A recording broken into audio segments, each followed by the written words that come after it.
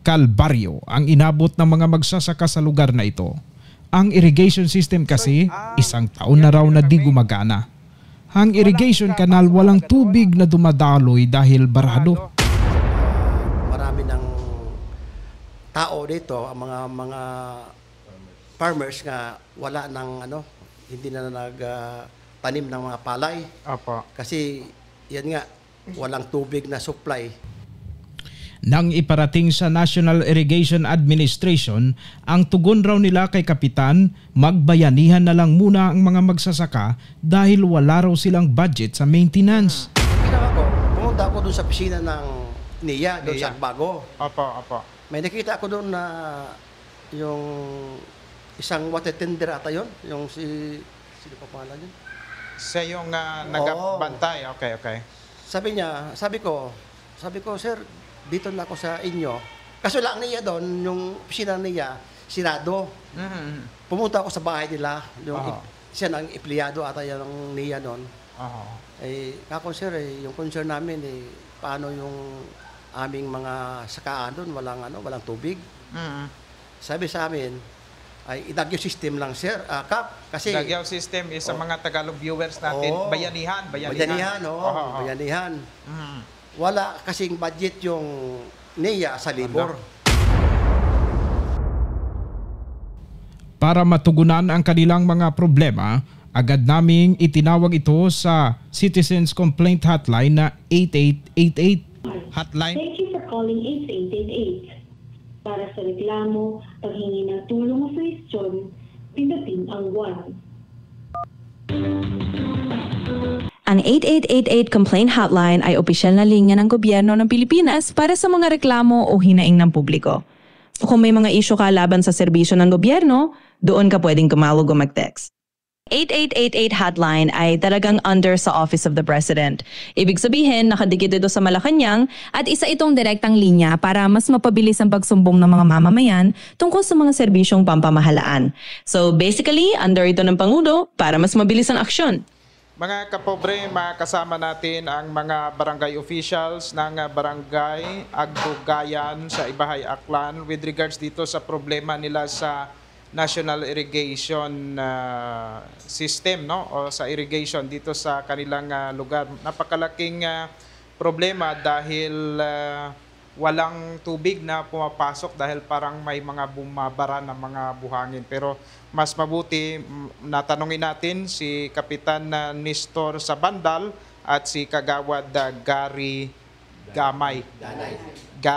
O si Kagawad Gary Ganay at kasama rin natin yung iba pang mga barangay officials, si Barangay Kagawad James Sonico at si Maria Christine Robles. Kagawad Maria Christine Robles at saka si Kagawad Jerry. Sige po. Ang sa committee ba sa agriculture ay ikaw po, Kagawad? Sige po. Sino ang unang magsasalita sa inyo? Si Kap siguro muna. No, Kap, magandang umaga po. Anong pinakang problema dito sa barangay ninyo? Salamat sa pagpunta niyo sa amin. At una pala, magandang umaga po sa inyo lahat. No? Apo. Yung concern namin is sa NIA na to. Kahapon kasi ay nagsisyon kami patungkol sa aming problema na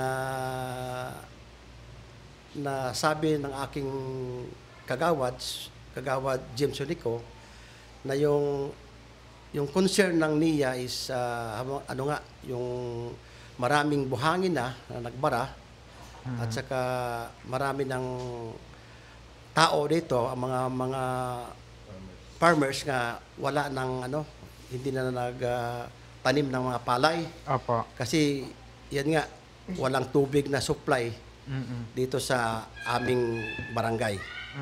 Hindi lang sa aming barangay kundi sa iba pang mga barangay. So ano pong mga apektadong lugar? Ang apektado po is Agbago, Barangay Agbago, Barangay Aiste, Tagbaya, Barangay Santa Cruz, Maloco, Barangay Onat, barangay Laging Banwa.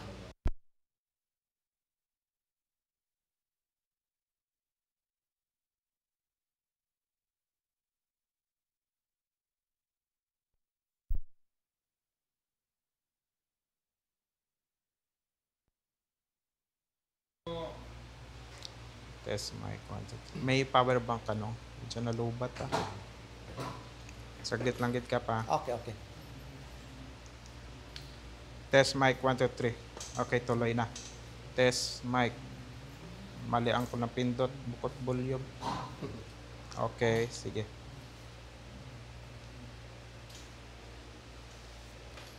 So gaano karami nga mga farmers po ang mga apektado ngayon? Sa dami, dahil hindi pa nakapagtanim ang mga tao dahil nga din sa walang tubig, Opo. walang supply na tubig. So mga ilang hectares yan ang mga apektadong mga ano? Siguro, Mga di rice ko, field. mga more or less, mga 10,000 hectares, mayroon siguro. Uy, grabe pala. Oh. Ang dami Kasi pala. mula doon sa pinakadulo doon ay doon sumisigaw sila, walang tubig. Mm-mm. Kahapon nga ay nagkwentuhan kami ni Kapitan na Malo Solano, Kapitan Opo. ng Agbago, Mm. kung kailan daw mag-ooperate yung NIA. Mm-mm. Sabi ko, hindi ko alam kasi ang NIA doon ay marami ng buhangin ang nakabara doon sa Bukana. mismong sa bukana nila. Opo. Oh. Oh. So ano kaya ano yung aksyon ng NIA nung na pinarating ninyo po? Kaya nanawagan kami sa NIA kasi ang mga tao dito, yung consistency namin, sumisigaw na Oho. na dapat ay buksan na yung linisan na yung kanal nila na nakaambak doon ng mga buhangin at saka mga iba pang mga bagay doon na para maalis doon. Opo. Nasabi niyo kanina na dati nagkaroon din ng ganyan tapos ang ginawa ninyo ay hindi NIA ang naglinis kundi o nag-maintenance kundi parang kayo na lahat mga farmers. Parang nagtagal lang. Apa, sige. Nagtagal. Sige, Gaban. Nag-tap na lang yung NIA sa mga farmers para nga makuha yung mga buhangin doon banda na makuha yun sa mismong kanal tapos ilagay sa taas. So, nangyari, dumating na naman yung bagyo, yung hinukay doon galing sa ilalim ng kanal, bumalik ulit doon sa Kanal. kanal. Oho. Yun yung po nangyari. Tapos, nung one time, 2 beses kasi dito yung nagdagyaw system, sir. Yung una, andon, yung pangalawa, doon sa punong-puno talaga yung buhangin. So, mangyari nun, kunti lang yung farmers na umatid. Siguro nga sa BC rin, yung mga farmers natin. Kaya hindi natapos yun. Pero, ang dami talaga nakatambak doon na mga buhangin tsaka mga putik. mga putik. Mhm.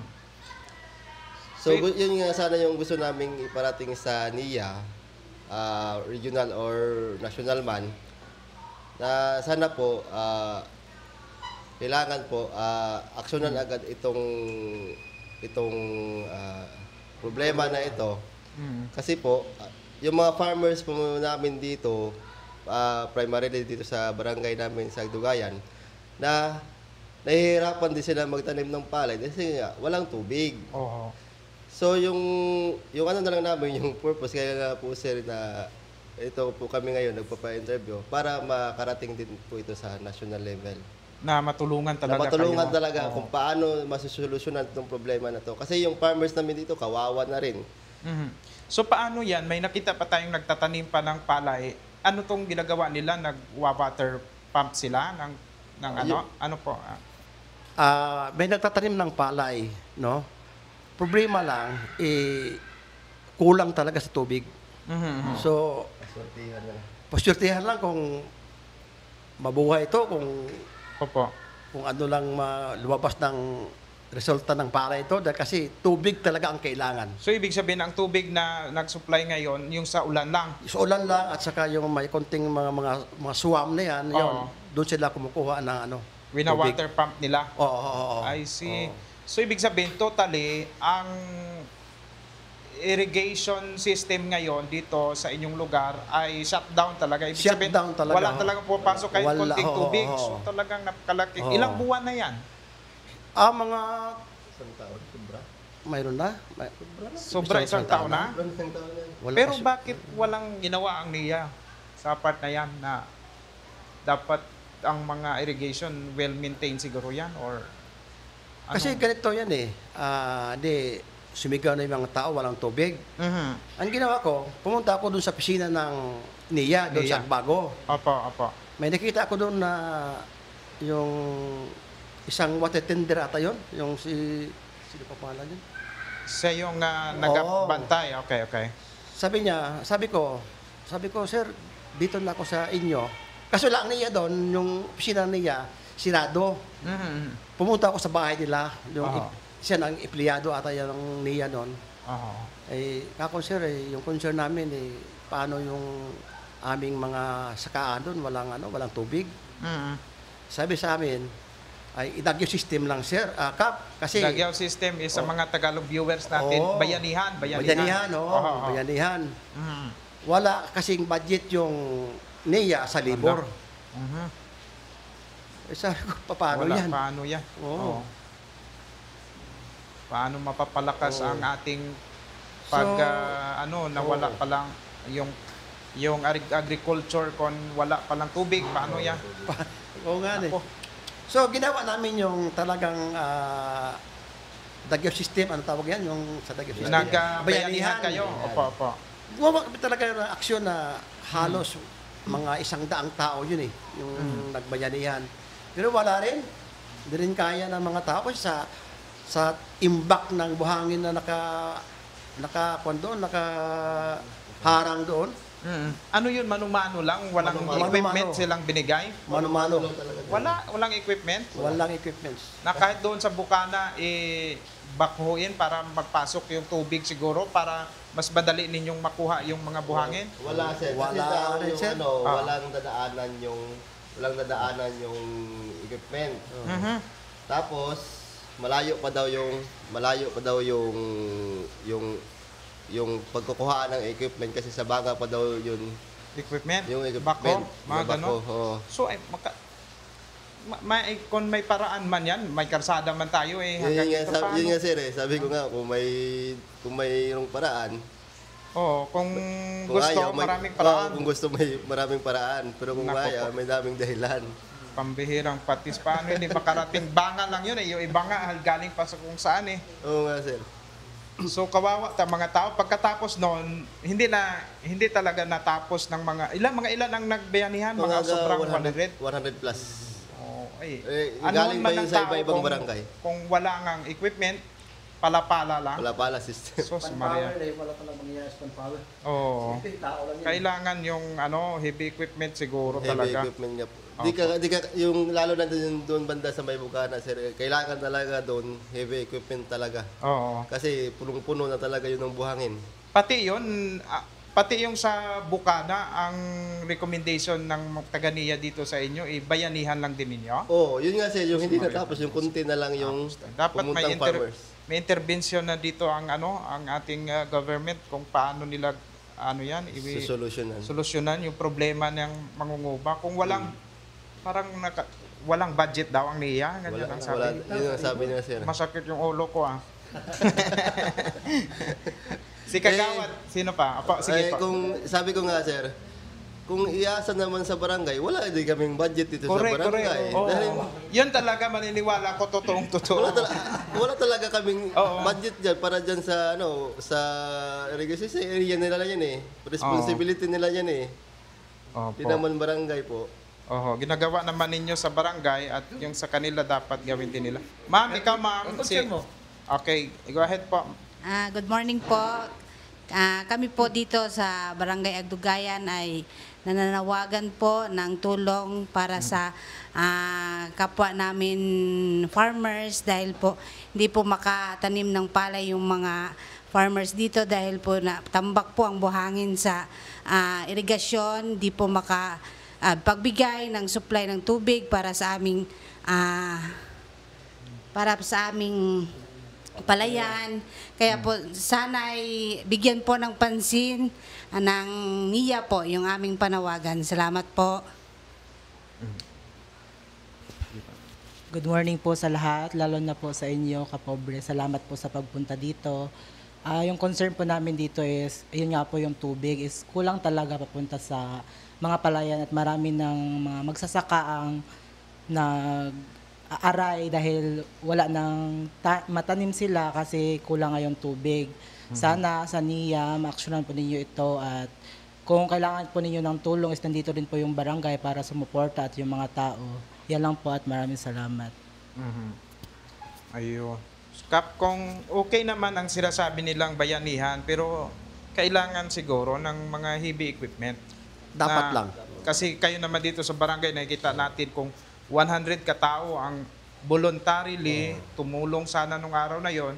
Kung meron sanang heavy equipment, mas madali na nagawa sana. Oo. At saka yung mga ganyan kasing mga pamaraan, nakita nila ng NIA na gano'n ang problema, dapat budgetan nila. Opo. No? Siyempre may annual budget man sila dyan eh. Oo. Sige po. May last mensahe po. Sa lahat sa